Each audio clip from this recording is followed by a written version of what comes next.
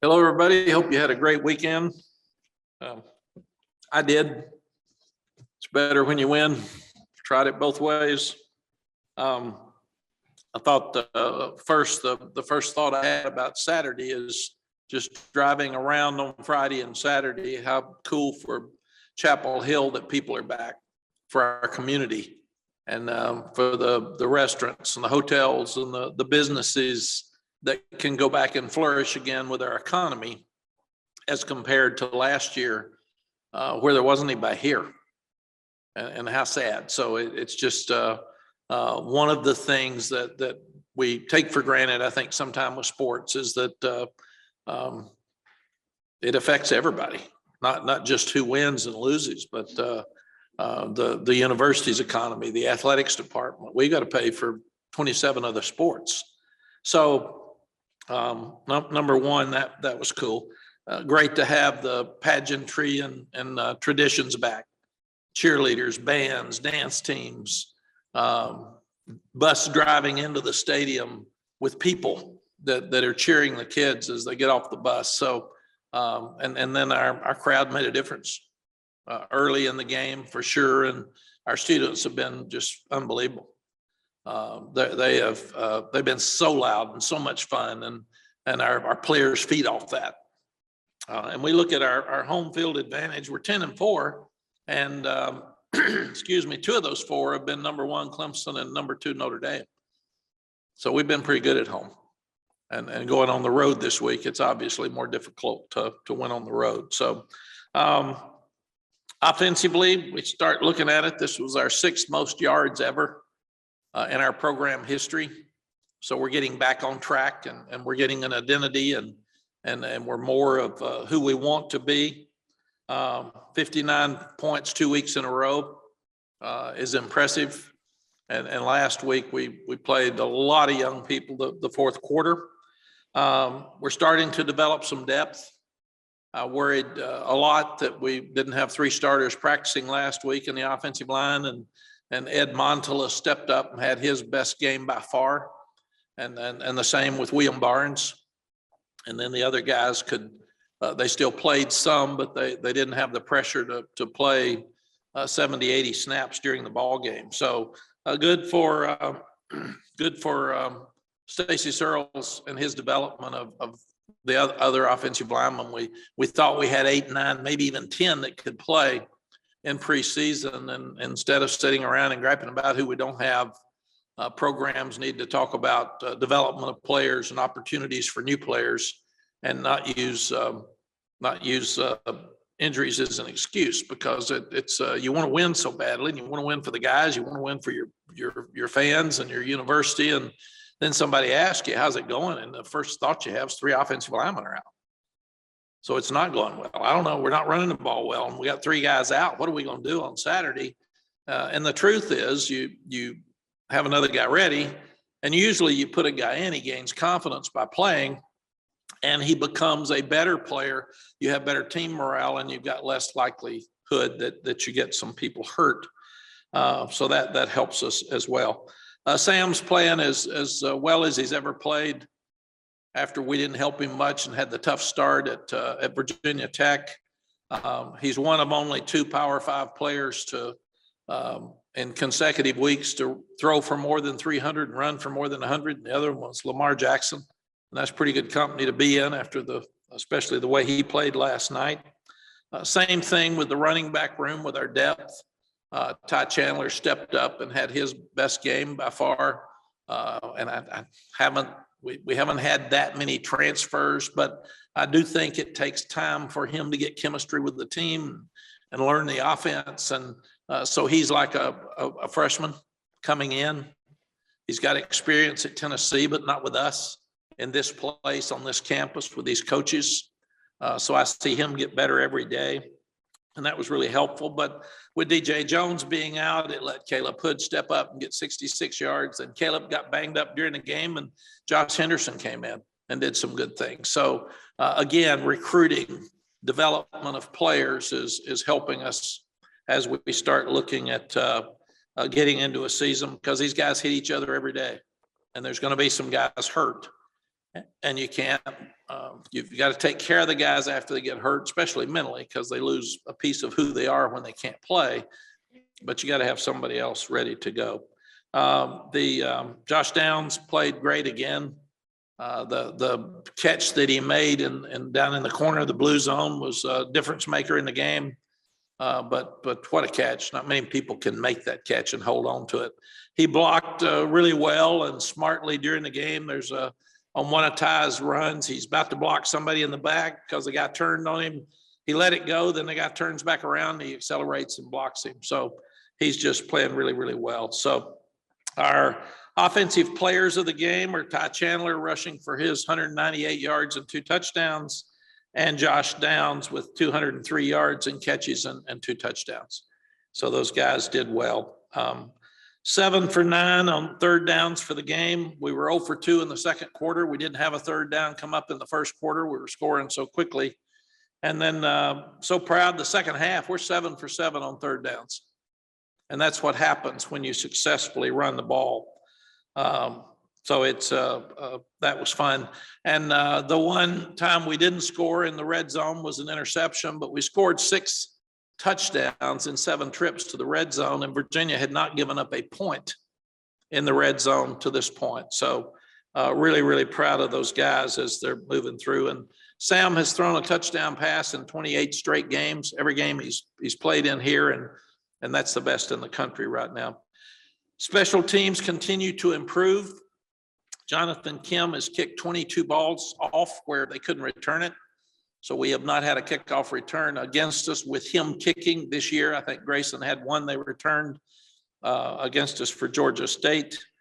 We didn't punt during the ball game. So Ben Kiernan didn't even have to stretch. I told him he owed us. He had to pay us back for not working. He was a fan, but that's a good thing. And then we had our first punt return of significance with 38 yards. And Power Eccles did a tremendous job for a young player of being aware of shielding on the punt return. And we had some guys leading up to the sideline return. And we've talked about how important it is that our kicking game get better. So back-to-back weeks now, we've had a block punt against the opponent and a really good punt return. So we're making progress in that area. The onside kick, even the defense of the onside kick, Garrett Walston and Josh Downs did an amazing job of watching the ball go out of bounds, but being there, aware that they'd get on it, and then it places the ball out at the 35-yard line. Special teams player of the game is Josh Downs. So he just had an outstanding night. And we said Jonathan Kim was 22 for 22, kicking it out for the year. He was 10 for 10 on Saturday night, which takes a part of their kicking game out with no kickoff returns. Defensively, you go back and we've played pretty good defense the first 2 games. And we've played better in the second half after adjustments than we have the first half. And Virginia is a very, very hard team to defend.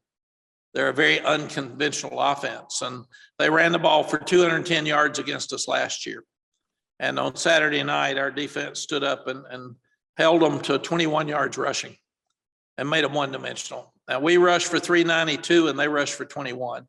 And in my experiences as a coach, the team that runs the ball better is normally going to win the game. And when you have a differential like that, it makes a huge, huge difference. We saw 2 of the best quarterbacks in the country play. They both put on an outstanding performance, but we were able to stay balanced, and I thought that was the difference in the game. We got 3 sacks against Brendan Armstrong, and they brought in 2 tight ends some and beefed up their protection, but our outside linebackers played really, really well. They kept pressure. They ran down some things. So really, really proud of them. And Virginia's got a lot of seniors on offense. It's the same offensive line we've played against every year. And those receivers are big. They're big and tall at tight end, 6'7", and another one 6'5". So they're really good at what they do. They had 44 plays the first half to our 29, and probably got a little tired on defense because we were scoring fast and they were having longer drives. I've never seen a a swing of emotion like that right before the half. They're 6 of 8 on third down, so we couldn't get them off the field. But when we throw the interception, 1st and goal from the 5 on the red zone, they go score. Then we come back and we have a decision to make. Do you go for 4th and 7 and you've lost your momentum? Do you try to punt it where you may gain 20 yards, especially if you kick it in the end zone, you're not going to gain that much? Or do you take a shot at a field goal? And Grayson and I talked about it. And he's been kicking 54-yard field goals in practice. So we felt like we needed to get some momentum back. So that's why we kicked the field goal. But after the half, I've never been proud of a team. We're playing a team that's nobody in the locker room's beaten. They got confidence out. They took total momentum the last 5 minutes of the half with a 14-point swing. Our body language is not good. The confidence didn't look good. And the guys were able to pick themselves up, come back out, dominate the second half, which is really, really difficult to do when you look at all the stats in college football moving forward. The second half, we held them to 11 points. They were 2 of 6 on third downs. We had an interception, and I was really, really proud. And it seems insignificant to some people, but the game was over on their last drive. We're up by 20 points, and our defense stopped them. They didn't just give them a touchdown. Last year against Virginia Tech, we were way up, and it looked like we were ready to go home and didn't compete in the end. So we're playing with more confidence, and we're starting to learn to compete as a team the entire game. So proud of our defense in many, many ways. We've got to do a better job of playing the ball in the secondary. Some of their deep throws were perfect, and you're going to give that up, but we got to get better at the 80-20 ball. Right now we're 50-50 or 20-80, and we've got to do a better job there. We had our hands on maybe 4 possible interceptions and didn't get any. And when somebody throws that much, you've got to intercept the ball when you get your hands on it. So that's an area that we've got to improve. And we didn't tackle well early. We tackled better in the second half than we did the first half. The most valuable player on defense was Kamen Rucker, 2 sacks, a forced fumble, and 5 tackles. And he rushed the passer very, very well throughout the game. Georgia Tech, they've come as far as any team I've seen them. They play Clemson down to the wire. Their defense just shut Clemson down and held Clemson to the lowest amount of yards that they've had in years with an ACC team. So they had a chance to win the game late. They've got 14 starters that have on defense that have either started or played a lot at one other time. Jordan Yates has come in at quarterback. He's TJ Yates' nephew, and he's done an outstanding job. Jahmyr Gibbs was one of the best running backs in the country that we tried to recruit here. So another fun game, another tough game, but we'll clean up Virginia today and get on to the next one. Questions? Thank you, Coach. If you have a question, please use the raise hand button.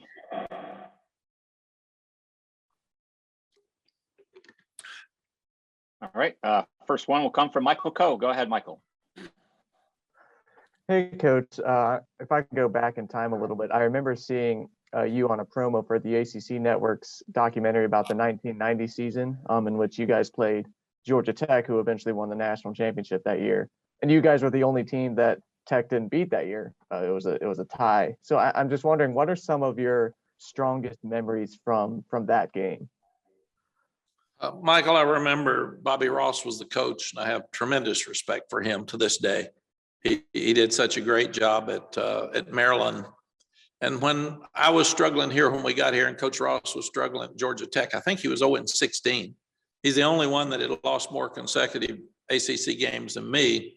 And I asked him before the game in those early years, Coach, how do you handle this, man? He said, I just keep doing what you're doing, and one day you'll be good. But he did say, I do think this will be the worst game in the history of college football. And he said, neither one of us are any good. The offenses can't score, but the defense can't stop anybody. So it's going to be really interesting to figure this thing out. We beat them 20-17 on the last play of the game. And all he said after the games, at least I know what I'm talking about. That was the worst game in the history of college football. And he was right. The next game is one that really was a turning point for us because it showed that we had made significant improvement. And it wasn't whether we were going to be good or not, it was when. Because that came down to the end and people say, you tied Georgia Tech. And I say, no, they tied us. They had to kick a field goal late to tie the game, and it led to a national championship. So we've had some great games with Georgia Tech. We beat a highly ranked Georgia Tech team here, and the goalposts were torn down and taken to Franklin Street. I got in trouble because I think the next game I said, yeah, I hope we tear those goalposts down again. The chancellor called me in and said, don't be telling students to tear down goalposts. That's not safe. It's not healthy. I said, man, I'm just trying to win. Come on, help me here a little bit. And then I won't mention his name, but I went to a home for an alumni gathering my first year here, and I saw a piece of the goalpost and the pylon from that game. And he said, it's been more than 5 years, so I'm okay, but we shouldn't be telling it. But that's what I remember about that game. But this has been a great series, and it'll be fun to go to Mercedes Stadium. I was told that obviously our most alums are in North Carolina. The second most alumni base is New York, and the third is Atlanta. So we expect a huge crowd in Mercedes-Benz Stadium on Saturday night. And for all of our fans griping about playing noon games, we got 4 night games now in a row. Don't be griping about how late these are. We can't have that perfect time. Thanks, Coach. Thank you. Okay, over to CL Brown. Mack, you mentioned the interceptions that you missed, but you guys now have 5 turnovers in the first 3 games after just having 11, I should say takeaways, 11 all of last season. What to you has been the difference in being able to generate some of those so far? CL, we got better players. We've got more depth, so we're fresher during ball games, and we're stopping the run better. So by stopping the run better, you have more opportunities because long yardage puts you in a position where you can affect the quarterback. You can hit a ball. You can grab his arm. We had another ball that we had a strip sack, and the ball was on the ground and they got it. So and we've really been pushing the turnover ratio. We won the turnover ratio Saturday night. So usually if you win the running game, you win the kick game, you win the turnover ratio, you're going to win the game. And right now we're getting better in all 3 of those phases, and that's exciting. And just out of curiosity, have you ever tried on the turnover belt yourself? I have not. The COVID-10 has not helped me, so I probably couldn't get it around me for one thing, but I guess they can stretch it. We got some big players, but no, I haven't. That's for the players. And in fact, I don't even see them. I would rather, when we intercept a pass, not run down to the student section and cost us 15 yards. So we're going to have that discussion. They were really excited, but we need to act like we've intercepted balls before. Aaron Beard. Hey, Mac. We've seen teams have great performances and then not follow them up, before, just in college, broadly, right? And how do you know you have a team that is capable of sustaining it or is prepared to sustain it, as opposed to what they did the other night? That was a high point, but they're not going to be able to repeat it consistently to be the team you want to be. Aaron, it's a great point. And one of the things that I watched when I sat in your all seat for 5 years is teams not play well. They just weren't ready to play, and they didn't play hard. So I promised myself the one thing that I was going to be passionate about and try the hardest is to coach a team that plays hard every week. I remember in my early years, Coach Osborne's Nebraska teams, if they were playing an awful team, they played the same way if they were playing for a championship. And I couldn't figure it out because nobody else was. And you see teams now, and it's just crazy, the upsets we're seeing. And I love college football. I love the history. I'm trying to figure it out. And other than the transfer portal, I can't figure out anything that's any different. And maybe that's it. Maybe we're all out of whack a little bit with who's taking transfers, and maybe these teams will get better. Maybe the locker rooms are different. I just don't know. But we're seeing, I could go list all the things you and I see every Saturday that say this makes no sense. So one game doesn't seem like it leads to another at all. It goes back to the Dick Tomey quote to me many years ago. It's not the best team. It's the team that plays best on Saturday. So we're saying, well, this is the best team, but they stunk. So the only thing I know to do, Aaron, is they have to practice 100% every day. And that has to be who you are. And that's why we coach loafs, and we say, if practice is, it's just a mini picture of what's going to happen on Saturday. And I've told the coaches this, you see penalties in practice, they're going to happen Saturday. We're fumbling the ball in practice, we're going to fumble Saturday. It's just who we are. So the only thing I know to do, Aaron, is I do divide the season up into segments, and I do think that helps. So the first phase of the season's over. Those 3 are gone. So but that keeps them from talking about Notre Dame or somebody else. Now we've got Georgia Tech, then we've got 3 at home. We got a great month of college football. And we tell them, you're not even promised the game this weekend. You could get hurt before the game this weekend, and you're sure not promised all of them. So you better get ready for each one of them individually and make it the best you can. And you've got to build off success. We've got enough mistakes and things we need to fix on defense that we can fix. And offensively, you should be proud that you stunk so bad against Virginia Tech that last week, the second half, you were better. And then we put a full game together. But that's the only thing that I know to do is in our lives, you've got to create an edge every day. And in football, you have to do the same. And if you don't create an edge for practice in the morning, because we'll meet at 6:30, then that's a really bad sign for Saturday. And these young people have played 3 really passionate games. They played hard, even though it wasn't good all the time. And I fully expect them to be ready to play Saturday night. And Georgia Tech did us a favor. They're good. They didn't start well, but now this game with Clemson, our guys understand Clemson. They know how good their players are. So they're going to watch that video all week and see Georgia Tech have a chance to beat one of the best and most talented teams in the country. So that ought to wake them up, if nothing else. Thanks, Mack. Thank you, Aaron. Andrew Jones, go ahead.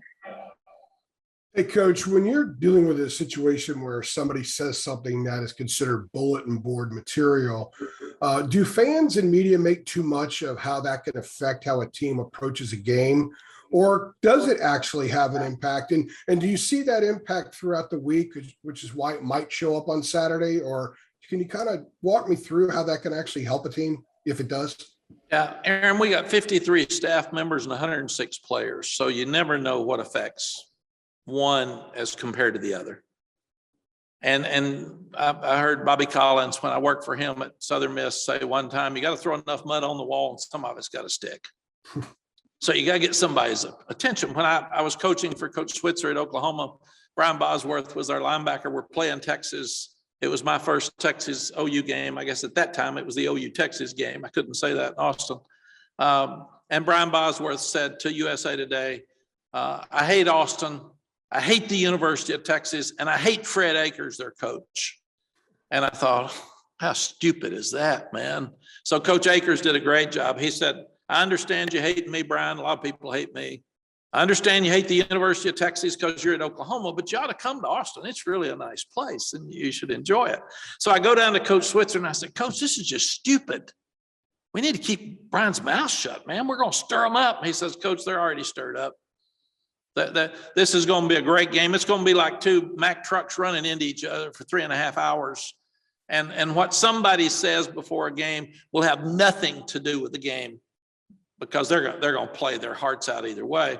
And I said, well, I just don't believe that. I think you need to shut him up. Well, he was the player of the game. He had 17 tackles.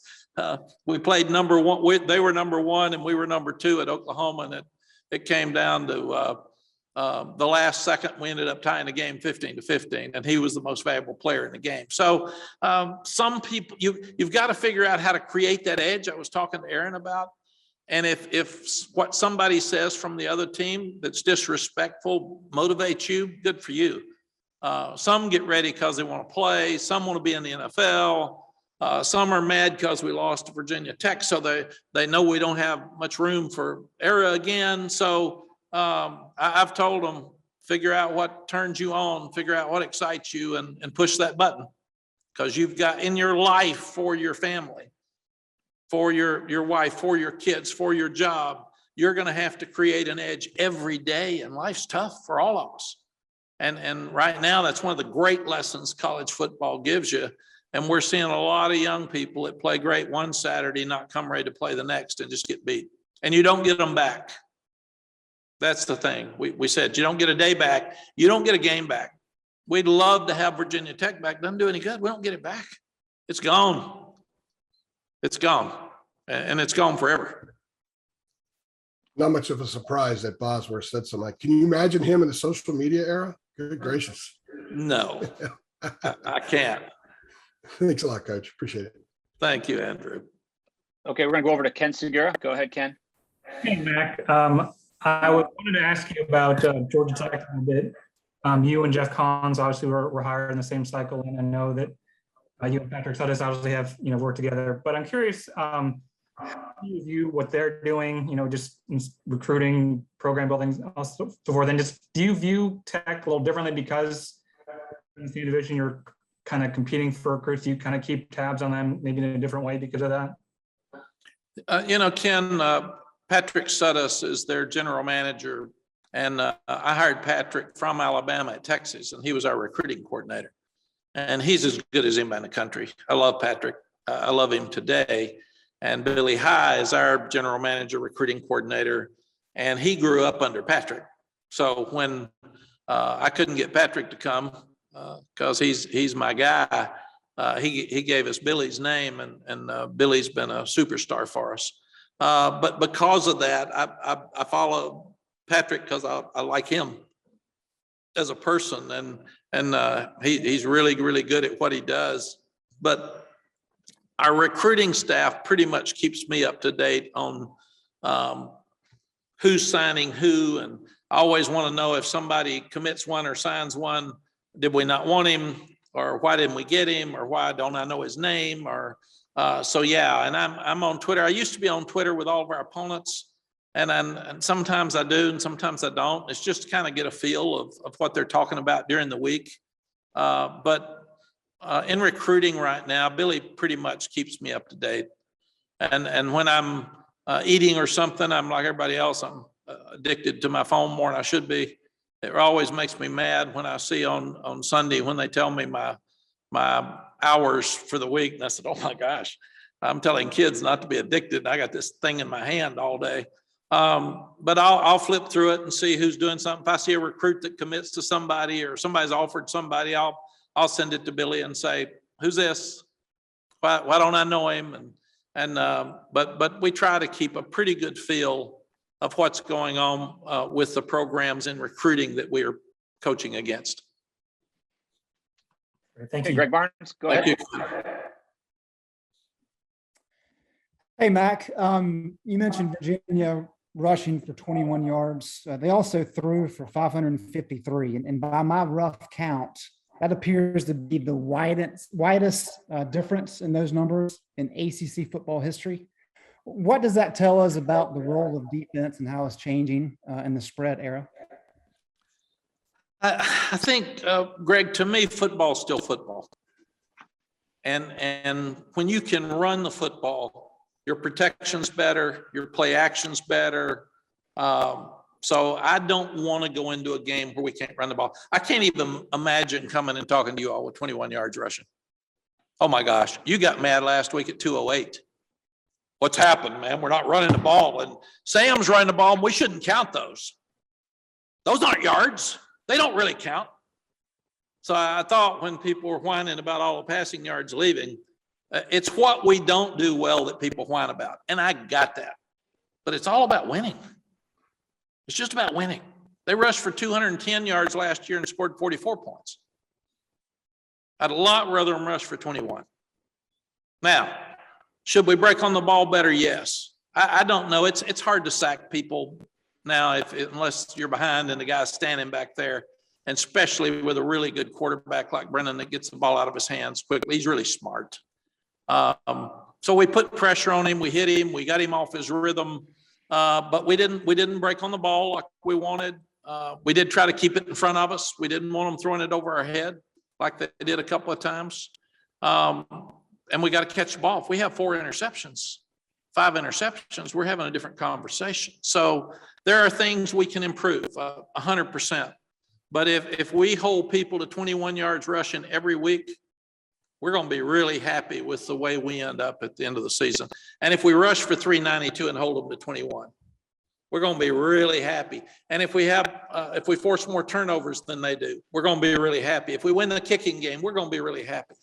But it's all about winning and then try to figure out how to win that game and then go to the next step. And what can we work on to improve? It's easy to coach our linebackers in secondary this week because they weren't happy. So it's easy to coach them. But 21 yards rushing, that's pretty good stuff in modern day football. Thanks. Thank you. Okay, Adam Smith, go ahead. Mack, next time you have your phone, feel free to click on some stories if you like when you have your phone in your hand. You know, it's interesting, Adam, because I'm ADD anyway, probably I sit there all the time and I have it, and then I'll sit there and I don't read stories, but I see people I like, so I'll like one. And I've gotten in really bad trouble a couple of times that I didn't read them.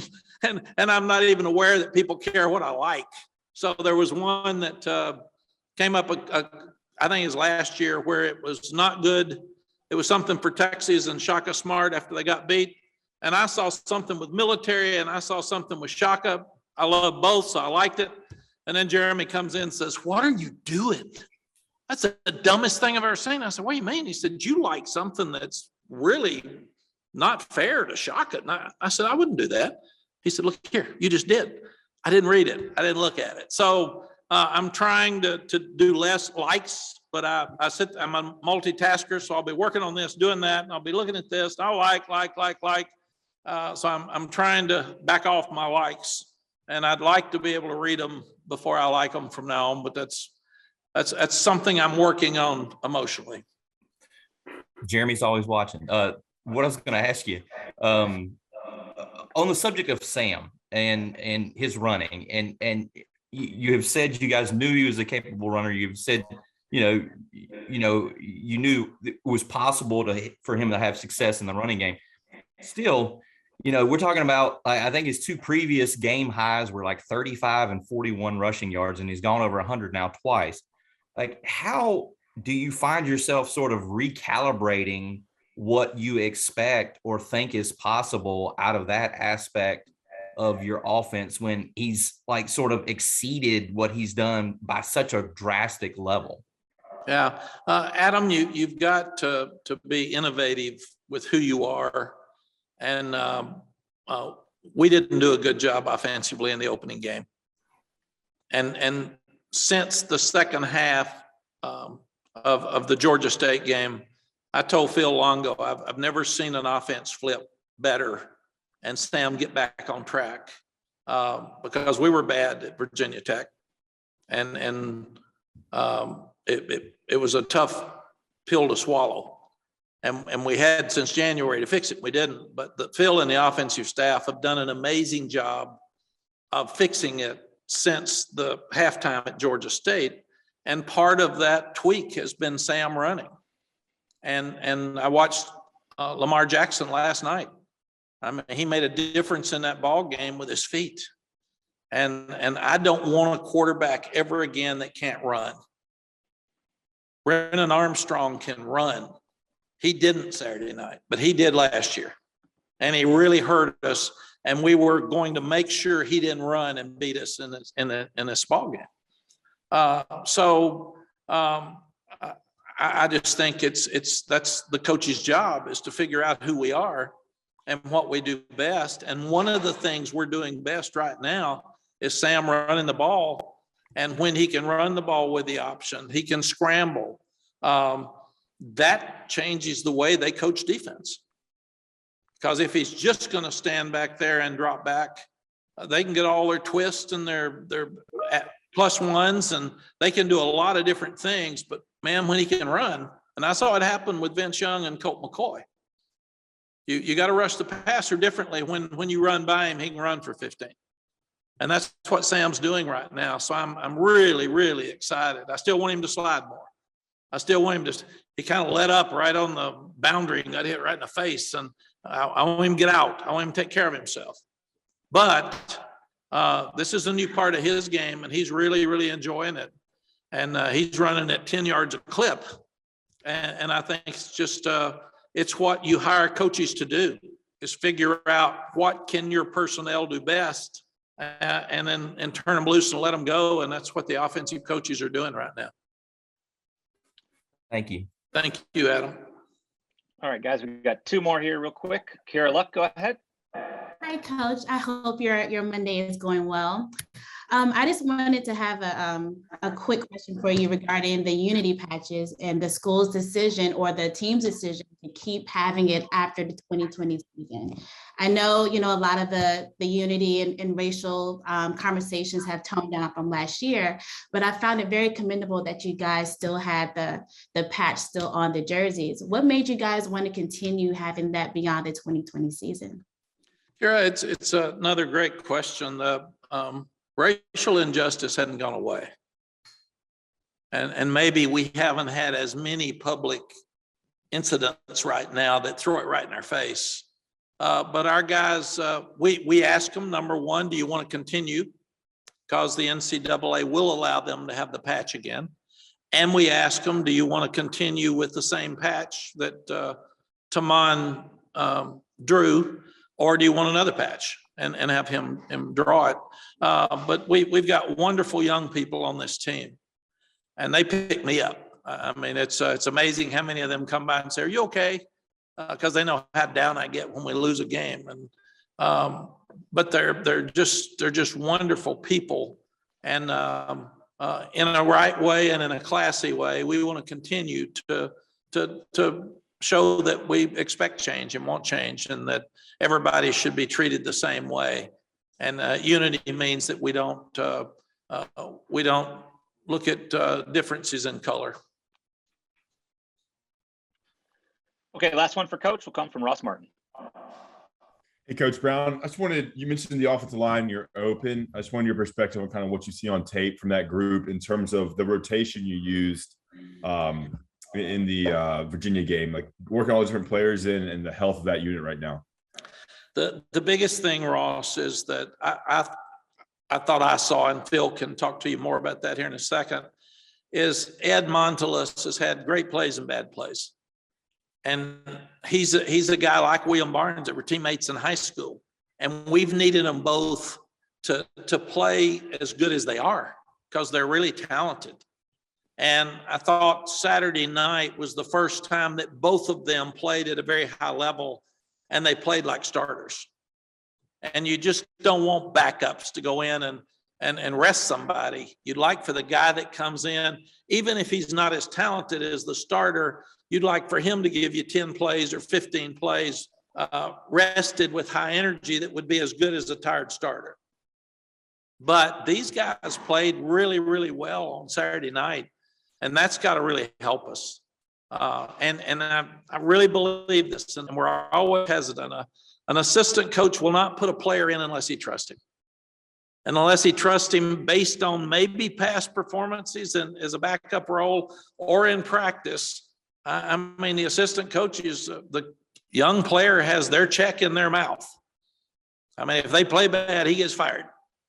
So they're not going to put them in unless you really trust them with your life, with your check, with your job. And on Saturday night, for the first time, Stacy Searles is so excited about William Barnes and Ed Montelis. And now they've got to do it again. They can't walk around like Andrew was talking about and feel good about themselves and then or Aaron, I guess, was talking about how you get them ready to play. They can't be satisfied. They've got to be motivated and passionate about getting better. And that's a very difficult thing to do because everybody's going to brag on them this week. It's one of the tough things about social media. When you win, everybody looks at it because they get so excited that everybody's bragging on them. When you lose, nobody looks at it because it's awful. And you got to be careful that you don't look at it and think, man, I'm pretty good, I'm pretty cool, and then lose some of your edge. I've always thought like you ought to coach and play like you lost the game the week before. And you can coach guys a lot harder after you lose. After you win than when you lose. You own them and beat them down after a loss. Everybody's beating them down. You got to pick them up. You can still be direct with them and talk about facts, but when they win, you got to coach them hard, man. You can't let them walk around. And these seniors, this team accomplished something, these seniors specifically, they've never done. So that's really cool. They did something that hadn't been done at this school in 4 years. That's really cool. Forget it. That's a lifetime memory, but not for Saturday night. And Ross, that's the part of coaching that's tricky. But trying to, I love developing a team. I love to see, let's get more depth here and let's build up here and he can play. And then I love challenging our coaches on Sunday. Why didn't he play more? He's been practicing. Put him in, man. Trust him. Well, I wasn't sure. He hadn't been out there that much. Teach him. That's what we do. And I love doing that. And I was so proud. Saturday night was a time where I was worried about injuries, and our depth and our coaches stepped up and they managed it for us. And that was really, really a positive for us moving forward. Now, the big question, because we haven't played, we've played up and down some. And this is a team that's got some older ones and really young ones that are playing. This is the first time it will really be a challenge to see, will our team play good after a win? Or will we start walking around being cool again and get hit in the mouth? Because Georgia Tech's going to be ready to play. They're going to be confident. They're going to be excited. It's a road game that's harder than a home game. So we better get stirred up and have a great week's practice and expect to fight. All right, Coach. Thank you for your time this morning. Thank you all. Have a good week. We'll see you Wednesday.